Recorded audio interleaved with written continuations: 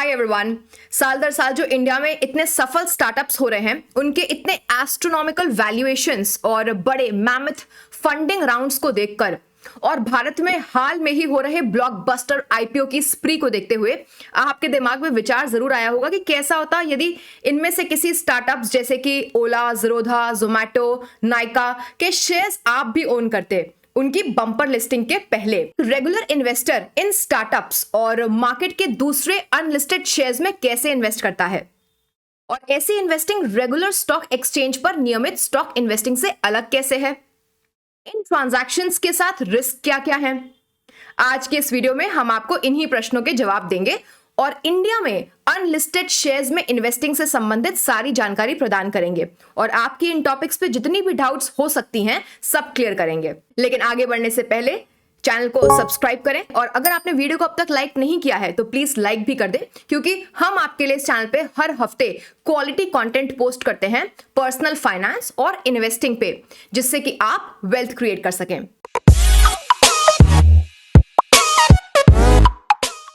दोस्तों, भारत हजारों स्टार्टअप का एक घर है जो भारत में बिजनेस और कॉमर्स के रूप को बदल रहे हैं। Bharat third largest startup ecosystem पूरी दुनिया में है, जो कि CAGR 12 to 15% on an average से ग्रो कर रहा है। 50,000 से ज्यादा रजिस्टर्ड स्टार्टअप्स थे 2018 में। startupindia.gov.in के लेटेस्ट डेटा सजेस्ट करते हैं कि ऑन एन एवरेज 2 से 3 टेक स्टार्टअप्स हर रोज इंडिया में जन्म लेते हैं। भारत में कई अनलिस्टेड कॉर्पोरेट बिहेमथ्स भी हैं जिनमें ग्रोथ का भारी पोटेंशियल है और ये बाजार को कैप्चर करने के लिए तेजी से बढ़ रहे हैं। भारत के कुछ प्रमुख अनलिस्टेड कंपनीज में शामिल हैं हाउसहोल्ड नेम्स ओला, भारत में सबसे बड़ी cab service company. Flipkart Bharat में सबसे बड़ी ई कॉमर्स प्लेयर्स में से एक है। पार्ले प्रोडक्ट्स एंड पार्ले जी के उत्पादक। मॉन्डलीज कैडबरी प्रोडक्ट्स के उत्पादक। बायजू भारत में सबसे बड़ी ऑनलाइन शिक्षा कंपनी।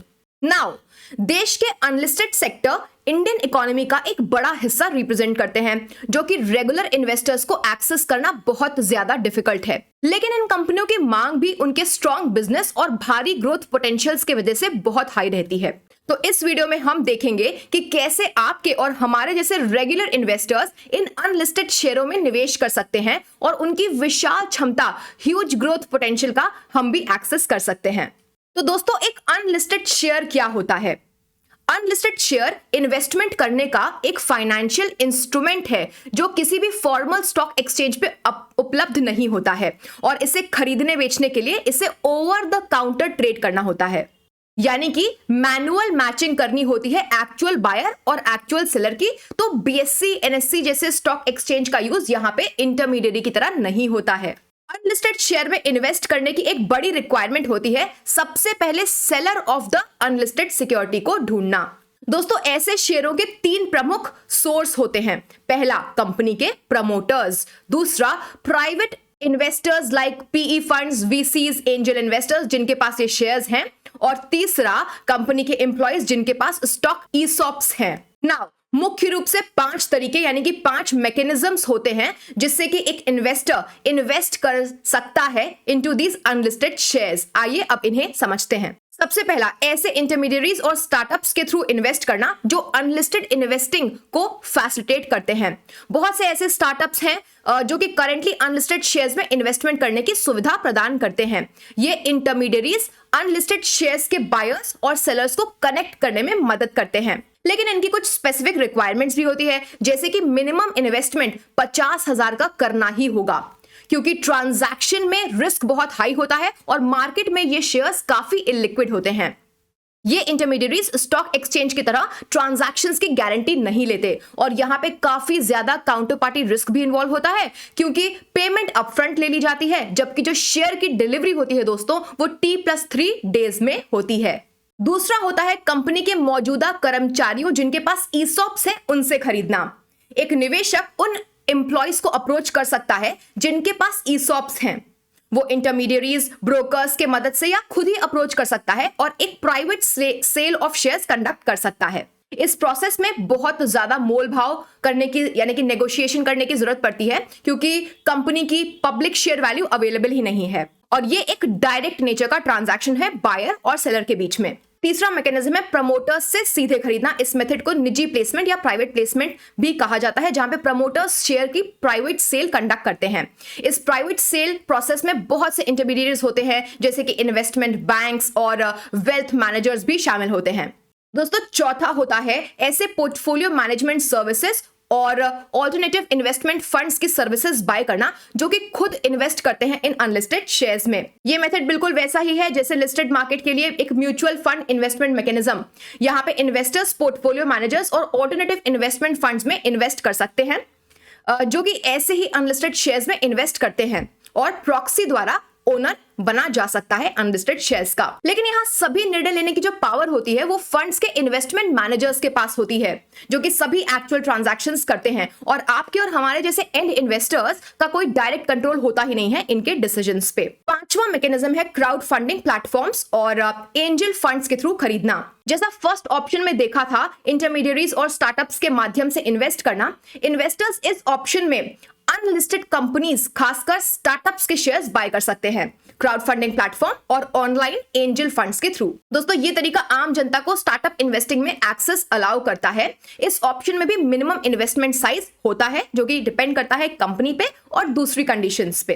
तो ये थे 5 तरीके जिसके माध्यम से लोग अनलिस्टेड शेयर्स में निवेश कर सकते हैं। आइए अब अनलिस्टेड शेयर्स में इन्वेस्ट करने के टैक्स के प्रभावों को समझते हैं और कैसे ये लिस्टेड शेयर्स में इन्वेस्ट करने से अलग है। दोस्तों दोनों के टैक्स ट्रीटमेंट में सबसे बड़ा अंतर है कि लिस्टेड शेयर्स में लॉन्ग टर्म कैपिटल गेन को क्वालिफाई करने के लिए जो होल्डिंग पीरियड होता है वो 1 साल का होता है, जबकि अनलिस्टेड शेयर्स के लिए होल्डिंग पीरियड 2 साल का होता है। नेक्स्ट, टैक्स रेट्स की बात करें तो STCG short term capital gain tax rate same रहेंगी जैसे कि इन्वेस्टर का इनकम टैक्स रेट है। नेक्स्ट, अनलिस्टेड शेयर्स में लॉन्ग टर्म कैपिटल गेन में यानी कि जहां मिनिमम होल्डिंग पीरियड 2 साल से ज्यादा का है उसमें एलटीसीजी रेट 20% है, लेकिन इसमें इंडेक्सेशन का लाभ मिलता है जो कि लिस्टेड शेयर्स में नहीं मिलता है।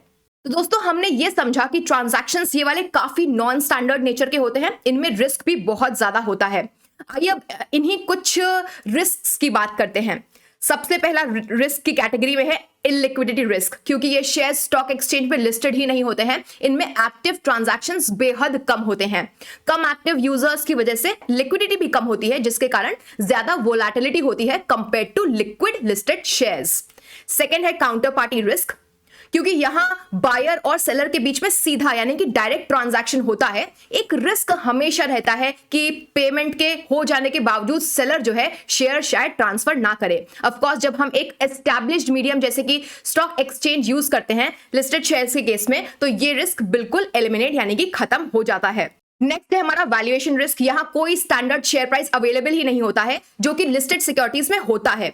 तो इस वजह से खरीदने और बेचने के लिए एक कॉमन वैल्यूएशन पे आ पाना बहुत मुश्किल होता है। दोस्तों ये प्रॉब्लम लिस्टेड शेयर्स के केस में स्टॉक एक्सचेंज में बिल्कुल नहीं होती है, क्योंकि वहां पे मार्केट द्वारा ड्रिवन प्राइसेस आसानी से एक्सचेंज पे अवेलेबल होते हैं। नेक्स्ट होता है वोलेटिलिटी रिस्क। ज्यादातर अनलिस्टेड कंपनी स्टार्टअप्स ही होती हैं जिनका साइज छोटा होता है, इनके जो बिजनेस मॉडल्स होते हैं वो प्रूवन फॉर सक्सेस नहीं होते हैं, इसलिए इनके शेयर प्राइसेस और अर्निंग्स के परफॉर्मेंस में ज्यादा वोलेटिलिटी देखने को मिलती है as compare to a listed company जिनके बिजनेस मॉडल्स काफी ज्यादा प्रूवन और रिलायबल होते हैं। नेक्स्ट है due diligence risk. Due diligence यानी कि पोटेंशियल इन्वेस्टमेंट का इन्वेस्टिगेशन या फिर ऑडिट करना। ये अनलिस्टेड कंपनीज के केस में बहुत मुश्किल हो जाता है, क्योंकि इनकी इंफॉर्मेशन पब्लिकली अवेलेबल नहीं होती है। ऐसा इसलिए होता है क्योंकि अनलिस्टेड कंपनीज में लिस्टेड कंपनीज जैसी डिस्क्लोजर की रिक्वायरमेंट्स होती ही नहीं है, और यहाँ पे रिसर्च और इवैल्यूएट कर पाना बेहद मुश्किल होता है। एक लिस्टेड कंपनी में ये रिलेटिवली आसान होता है। तो दोस्तों हमने देख लिया कि अनलिस्टेड सिक्योरिटीज इन्वेस्टिंग में काफी ज्यादा रिस्क है, इसलिए रेगुलर इन्वेस्टर्स को हम ये एडवाइस देना चाहेंगे कि अगर आप अनलिस्टेड सिक्योरिटीज में इन्वेस्ट करने का सोच रहे हो तो बेहद सावधानी बरत के ही इसको करें और काफी ड्यू डिलिजेंस करने के बाद ही एक इन्फॉर्म्ड डिसीजन लें। दोस्तों अब हम वीडियो को खत्म कर रहे हैं और हम आशा करते हैं कि हम आपकी डाउट्स को क्लियर कर पाए, जो कि आपको अनलिस्टेड शेयर्स में इन्वेस्ट करने को लेकर दिमाग में रही होंगी, और आपको अब क्लियर पिक्चर मिल गई होगी अलग अलग तरीकों की, जिससे कि आप अनलिस्टेड शेयर्स में इन्वेस्ट कर पाएंगे और आपको समझ में आ गया होगा कि क्या रिस्क्स हैं इनमें इन्वेस्ट करने के। कमेंट्स में जरूर बताइएगा अगर हमने कुछ इंपॉर्टेंट डिटेल मिस कर दी है, और वो कौन से टॉपिक्स है जो कि आप चाहते हैं जिन पे हम नेक्स्ट वीडियो अपने एड्रेस करें। चैनल को सब्सक्राइब करना मत भूलिएगा। Thank you so much, bye bye.